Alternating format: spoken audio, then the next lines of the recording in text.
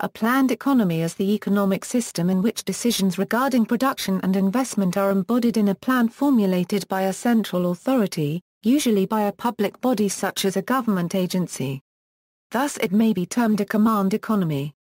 Although a planned economy may be based on either centralized or decentralized forms of economic planning, it usually refers to a centrally planned economy. Central planning aims to improve productivity and coordination by enabling planners to take advantage of better information achieved through the consolidation of economic resources when making decisions regarding investment and the allocation of economic inputs. Planned economies are usually categorized as a particular variant of socialism, and have historically been supported by and implemented by Marxist-Leninist socialist states. Analysts argue that Soviet-type central planning did not actually constitute a planned economy in that a comprehensive and binding plan did not guide production and investment. Therefore the term administrative command economy emerged as a more accurate designation for the economic system that existed in the former Soviet Union and Eastern Bloc, highlighting the role of centralized hierarchical administrative decision-making in the absence of popular and democratic local market-based oversight as the essential coordinating feature of these economies. A planned economy may consist of state-owned enterprises, private enterprises directed by the state, or a combination of both. Though planned economy and command economy are often used as synonyms, some make the distinction that under a command economy, the means of production are publicly owned. That is, a planned economy is an economic system in which the government controls and regulates production, distribution, prices, etc., but a command economy, while also having this type of regulation, necessarily has substantial public ownership of industry. Therefore, command economies are planned economies, but not necessarily the reverse. Planned economies are held in contrast to unplanned economies, such as the market economy and proposed self-managed economy, where production, distribution, pricing, and investment decisions are made by autonomous firms based upon their individual interests rather than upon a macroeconomic plan.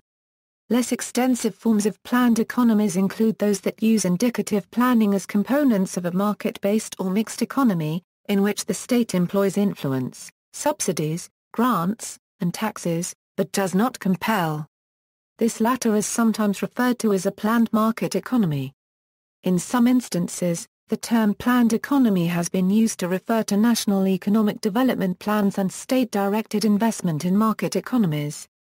Beginning in the 1980s and 1990s, many governments presiding over planned economies began a process of marketization, moving toward market-based economies by allowing individual enterprises to make the decisions regarding management and pricing, granting autonomy to state enterprises, and ultimately expanding the scope of the private sector through privatization.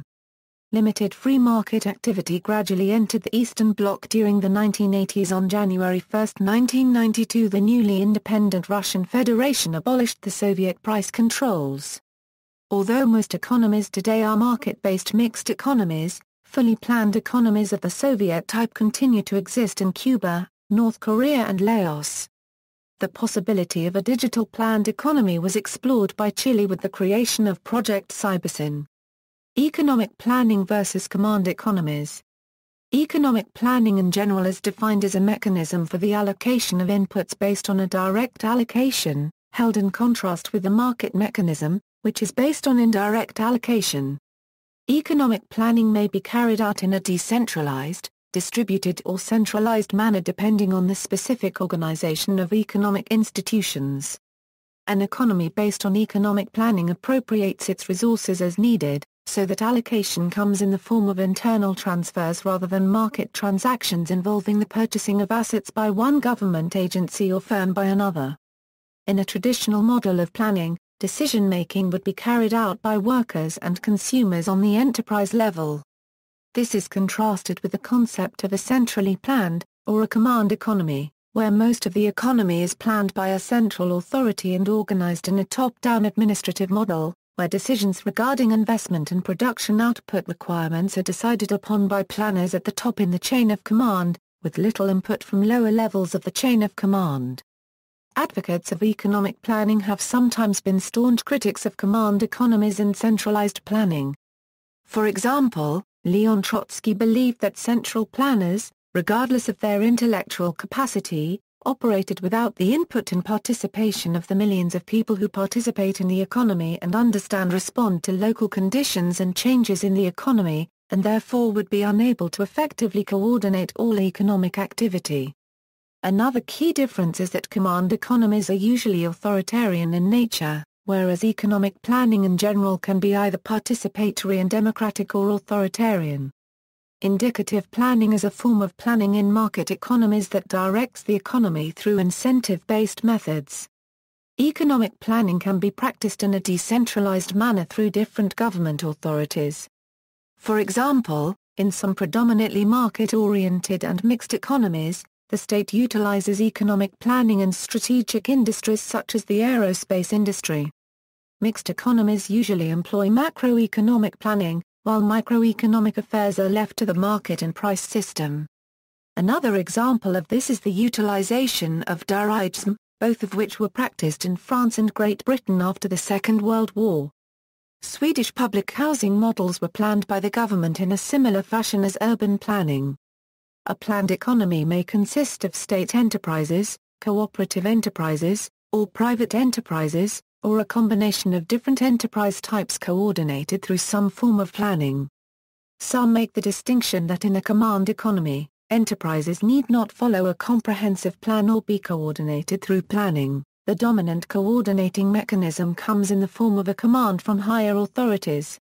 That is, a planned economy is an economic system in which the government controls and regulates production, distribution, prices, etc., but a command economy, while also having this type of regulation, necessarily has substantial public ownership of industry. Therefore, command economies are planned economies, but not necessarily the reverse. Relationship with socialist economics. While socialism is not equivalent to economic planning or to the concept of a planned economy, an influential conception of socialism involves the replacement of capital markets with some form of economic planning in order to achieve ex-ante coordination of the economy. The goal of such an economic system would be to achieve conscious control over the economy by the population, specifically, so that the use of the surplus product is controlled by the producers. The specific forms of planning proposed for socialism and their feasibility are the subject of debate within the broader socialist calculation debate. Transition from a planned economy to a market economy. The shift from a command economy to a market economy has proven to be difficult. In particular, there were no theoretical guides for doing so before the 1990s. One transition from a command economy to a market economy that many consider successful is that of the People's Republic of China. By contrast, the Soviet Union's transition was much more problematic, and its successor republics faced a sharp decline in GDP during the early 1990s. One of the suggested causes is that under Soviet planning, price ceilings created major problems, which made the transition to an unplanned economy more difficult. While the transition to a market economy proved difficult, many of the post-Soviet states have been experiencing strong, resource-based economic growth in recent years, though the levels vary substantially. However, a majority of the former Soviet republics have not yet reached pre-collapse levels of economic development. Still, most of the economic hardships that struck many of the former East Bloc countries and the post-Soviet states comes from the program of shock therapy. The idea behind this program is to convert from a centrally planned economy to a market economy in a short space of time. This means mass-scale privatization, budget cuts and liberalization of economy and finance regulations. This shock therapy program was implemented in several former communist states like Poland and Russia. Wealth inequality continues to be extremely severe in the rapidly privatized post-Soviet countries. People in poverty have seen an approximately 50% reduction in their income, compared to late Soviet-era income statistics. Much of the acquired wealth is attributed to the political nature of the respective privatization processes. Advantages of economic planning. The government can harness land, labor, and capital to serve the economic objectives of the state. Consumer demand can be restrained in favor of greater capital investment for economic development in a desired pattern. the state can begin building a heavy industry at once in an underdeveloped economy without waiting years for capital to accumulate through the expansion of light industry, and without reliance on external financing. This is what happened in the Soviet Union during the 1930s when the government forced the share of GNP dedicated to private consumption from 80% to 50%. As a result, the Soviet Union experienced massive growth in heavy industry. Disadvantages of economic planning: inefficient resource distribution, surplus and shortage. Critics of planned economies argue that planners cannot detect consumer preferences, shortages, and surpluses with sufficient accuracy and therefore cannot efficiently coordinate production. This difficulty was notably written about by economists Ludwig von Mises and Friedrich Hayek, both of whom called it the economic calculation problem. These opponents of central planning argue that the only way to satisfy individuals who have a constantly changing hierarchy of needs, and are the only ones to possess their particular individual circumstances, is by allowing those with the most knowledge of their needs to have it in their power to use their resources in a competing marketplace to meet the needs of the most amount of consumers, most efficiently. This phenomenon is recognized as spontaneous order. Additionally, misallocation of resources would naturally ensue by redirecting capital away from individuals with direct knowledge and circumventing it into markets where a coercive monopoly influences behavior, ignoring market signals. According to Tibor Amakan, without a market in which allocations can be made in obedience to the law of supply and demand, it is difficult or impossible to funnel resources with respect to actual human preferences and goals. Suppression of economic democracy and self-management. Economist Robin Harnell notes that, even if central planning overcame its inherent inhibitions of incentives and innovation, it would nevertheless be unable to maximize economic democracy and self-management, which he believes are concepts that are more intellectually coherent, consistent and just than mainstream notions of economic freedom. Says Harnell, combined with a more democratic political system, and redone to closer approximate a best-case version, centrally planned economies no doubt would have performed better. But they could never have delivered economic self-management, they would always have been slow to innovate as apathy and frustration took their inevitable toll, and they would always have been susceptible to growing inequities and inefficiencies as the effects of differential economic power grew. Under central planning neither planners, managers, nor workers had incentives to promote the social economic interest. Nor did impeding markets for final goods to the planning system enfranchise consumers in meaningful ways. But central planning would have been incompatible with economic democracy even if it had overcome its information and incentive liabilities. And the truth is that it survived as long as it did only because it was propped up by unprecedented totalitarian political power. Economic instability. Studies of Eastern European planned economies in the 1950s and 1960s by both American and Eastern European economists found that, contrary to expectations, they showed greater fluctuations in output than market economies during the same period.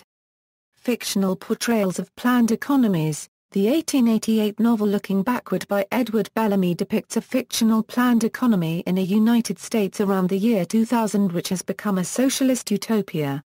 The World State in Aldous Huxley's Brave New World and Airstrip 1 in George Orwell's 1984 are both fictional examples of command economies, albeit with diametrically opposed aims. The former is a consumer economy designed to engender productivity while the latter is a shortage economy designed as an agent of totalitarian social control. Airstrip 1 is organized by the intentionally sarcastically named Ministry of Plenty. Other literary portrayals of planned economies were Yevgeny Zamyatin's We, which was an influence on Orwell's work. Like 1984, Ayn Rand's dystopian story Anthem was also an artistic portrayal of a command economy that was influenced by We.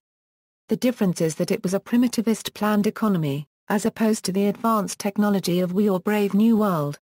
See also: Case studies, analysis of Soviet-type economic planning, First Malaysia Plan, 5-year plans in the Soviet Union, 5-year plans of Argentina, 5-year plans of South Korea, Great Leap Forward, Economy of Singapore, Economy of India, Project Cybersyn, a project for a computer network controlling the economy of Chile under Salvador Allende.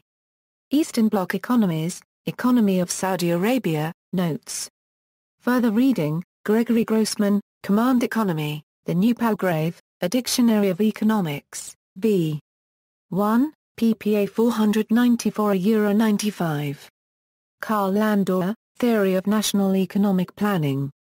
University of California Press. Berkeley and Los Angeles, 2nd edition. Alec Nove, Planned Economy, The New Palgrave, A Dictionary of Economics, v. 3, ppA 879 €85. Myant, Martin. Drahokupel, Jan, Transition Economies, Political Economy in Russia, Eastern Europe, and Central Asia, Wiley-Blackwell, ISBN A978-0-470-59619-7. External links, an article Against the Myth of the Permanent Arms Economy, The Stalin Model for the Control and Coordination of Enterprises in a Socialist Economy.